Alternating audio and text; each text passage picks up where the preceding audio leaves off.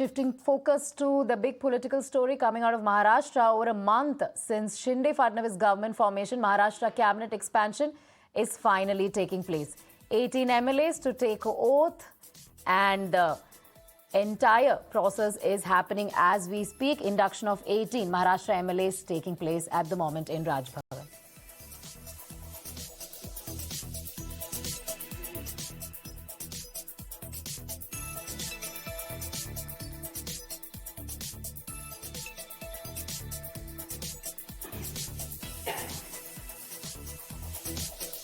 खूप खूप अभिनंदन.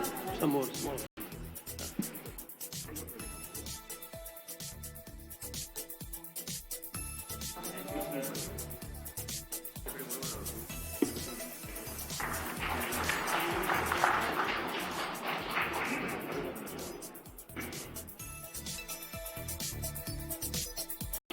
यानंतर श्री रवींद्र चव्हाण.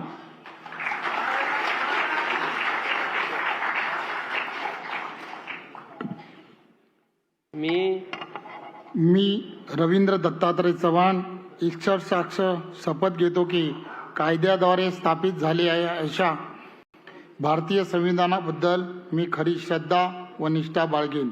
मी भारताची सार्वभौमता व एकात्मता उन्नत राखीन. मी महाराष्ट्र राज्याचा मंत्री म्हणून माझी कामे निष्ठापूर्वक व शुद्ध बुद्धीने पार पाडीन आणि संविधान व कायदा यानुसार सर्व तऱ्हेने लोकांना मी निर्भयपणे व निष्क्रियपणे तसेच कोणाच्याही विषयी ममत्वभाव किंवा आकस न बाळगता न्याय वागणूक देईन. मी रवींद्र दत्तात्रय चव्हाण ईश्वर साक्ष शपथ घेतो की महाराष्ट्र राज्याचा मंत्री म्हणून माझ्या विचारार्थ आणली जाईल किंवा मला ज्ञात होईल अशी कोणतीही बाब असा मंत्री म्हणून माझी कामे यथायोग्य पार पाडण्यासाठी आवश्यक असेल ते खारिज करून एरवी मी कोणत्याही व्यक्तीला किंवा व्यक्तींना प्रत्यक्षपणे व अप्रत्यक्षपणे कळणार नाही किंवा त्यांच्याकडे उघड करणार नाही.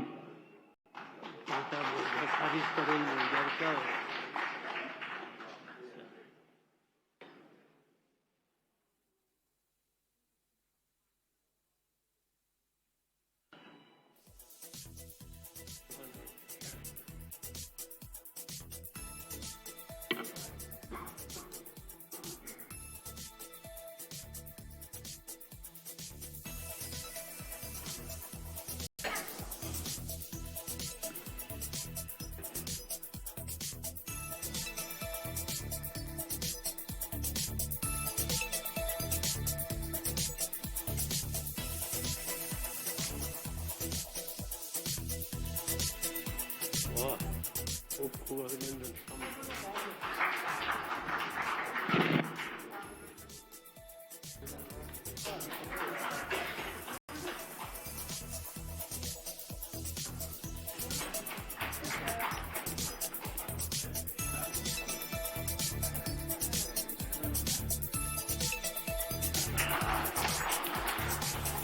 यानंतर Shri Abdul Sattar.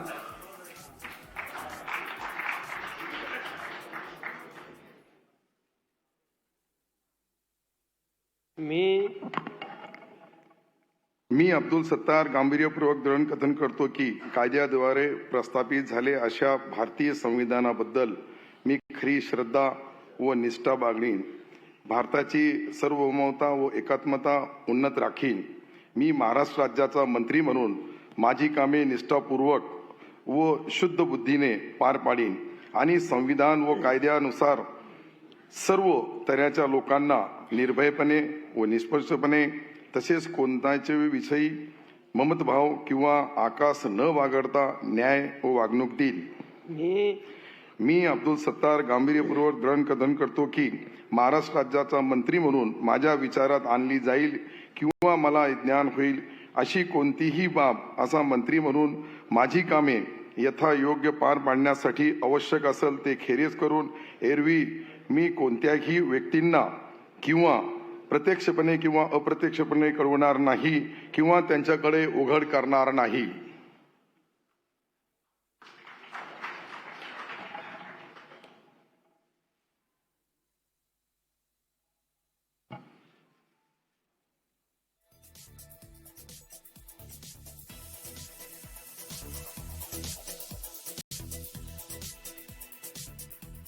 All right, so we have Ketan live with us on the cabinet expansion story. Ketan, so after a long wait, Maharashtra Cabinet expansion finally taking place with the leaders taking oath, some predictable names taking oath and some controversial names as well.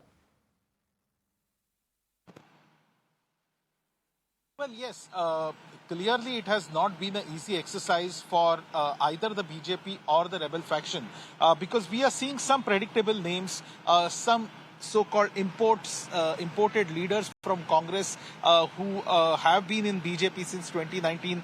Most prominent is Radhakrishna Vikhe Patil. He was the state president of the Congress party in Maharashtra, then deserted the ship ahead of 2019 and went to BJP. So he seems to have been suitably rewarded. Then another important name is Adivasi leader Dr. Vijay Kumar Gavit from North Maharashtra. So he is again another import who has been appropriately rewarded.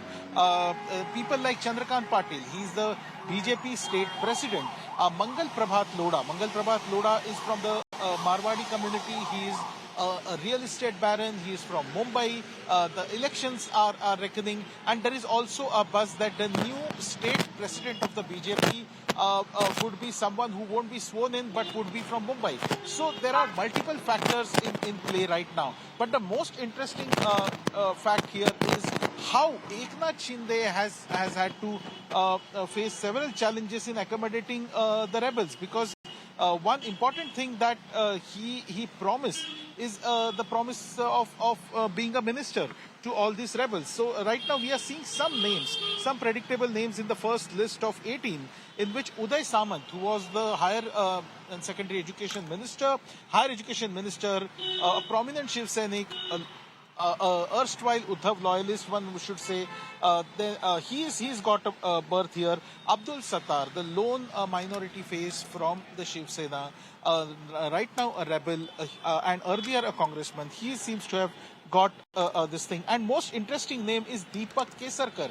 Deepak Kesarkar is from Konkan. He's the spokesperson of the rebel faction. He's the one who right from Guwahati has been telling us the rebel stand, explaining the stand of the rebel group on several issues. But he's also bet Noir of the Rane family, of the central minister Narayan Rane, who wields a lot of influence in Konkan. And lately there has been a lot of war of words, so to say, between the Rane family and Deepak Kesarkar. So it's not easy. They had to do this. They had to bite the bullet, as they say. They had to swallow this bitter pill because it's been 40 days. There is a monsoon session that they have to do. You need ministers to run government. It would have been completely unconstitutional running the government with just 2 ministers. All is not over as yet. There are a slew of cases pending before a constitutional bench up for hearing on August the 12th. So clearly challenges abound, but they have at least started with the formality of instituting a cabinet with 18 ministers, 9 each from the rebel group and BJP respectively. Right, Ketan, also we know that a bunch of petitions are being heard before the Supreme Court as far as this entire political drama is concerned. And amidst this drama, there is this oath-taking ceremony taking place. Now, also, when will be a decision made on portfolio allocation? I mean, is it true that BJP is going to get some of the plush portfolios, be it home, finance, revenue? Well, so the BJP, this has happened. See, Maharashtra has been seen since the late 90s. Maharashtra has been seen coalition government. In the 95, it was Sena BJP government. In the 99, it was Congress NCP government. So what usually happens is the tradition here for the last 15-20 years is that if you get the chief ministership, then plush plum portfolios like finance, home, are distributed to your allies. So it's likely that right, home and Ketan, finance thank you for bringing all those updates. We'll go on to some breaking news from Bihar this time.